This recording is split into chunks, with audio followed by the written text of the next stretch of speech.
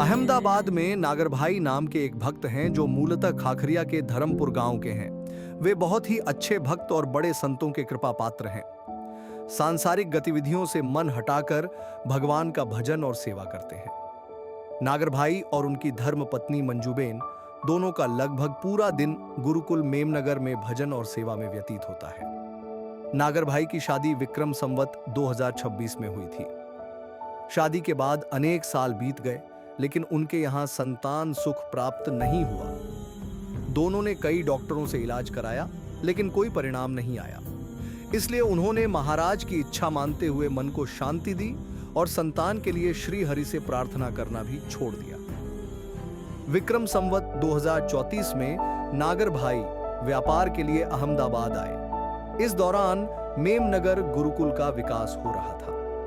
नागर भाई गुरुकुल में संतों के समागम करते और सेवा करते रहते थे। इस बीच अखंड भगवत परायण जोगी स्वामी मेमनगर गुरुकुल में पधारे।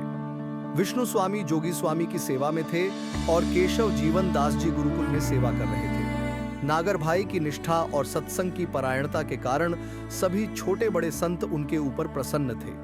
पूज्य बालकृष्ण दास जी स्वामी और अन्य सभी संतों का मानना था कि श्री हरि नागर भाई को पुत्र दें तो अच्छा होगा। नागर भाई की भावनाओं को समझकर जोगी स्वामी ने नागर भाई के घर पधरामणि की।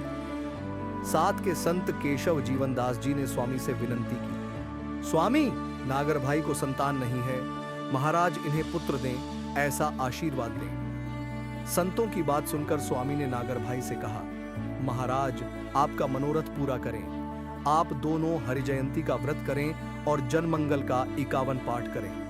इतना कहकर स्वामी ने अपने ठाकुर जी की प्रसादी का जल नागर भाई को दिया और कहा, यह जल पानी के घट में डाल दो और उसी से रोज यह प्रसादी का पानी पियो। नागर भाई और उनकी धर्मपत्नी ने स्वामी की आज्ञा अनुसार व्रत शुरू किया और पाठ भी शुरू किए। इस बीच राजकोट में पूज्य गुरुदेव शास्त्री जी महाराज की पुण्यतिथि के उपलक्ष्य में दिव्य स्मृति महोत्सव आयोजित किया गया था।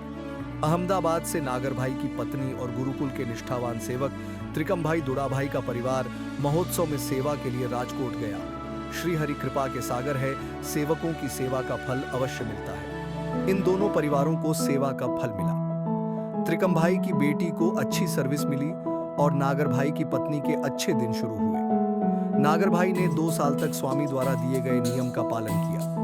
अंततः महान संत के आशीर्वाद के फलस्वरूप 22/11/1979 को कार्तिक मास के कृष्ण पक्ष की 10वीं तिथि को और बुधवार को पुत्र का जन्म हुआ। संपूर्ण परिवार में खुशी का वातावरण था। नागर भाई ने जोगी स्वामी को सूचित किया।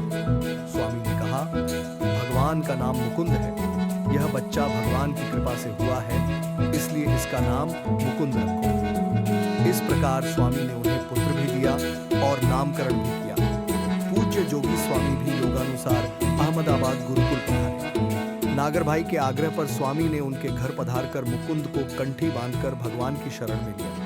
मुकुंद बचपन से ही गुणी है और पूज्य बाल स्वामी तथा अन्य संतों का प्यारा है। मुकुंद थोड़ा बड़ा हुआ, गुरुकुल में पढ़ा। अब नागर भाई और उनके परिवार से सभी तरह से संसार की गतिविधियों से मन हटाकर सेवा और श्रीहरि के स्मरण में समय बिताते हैं।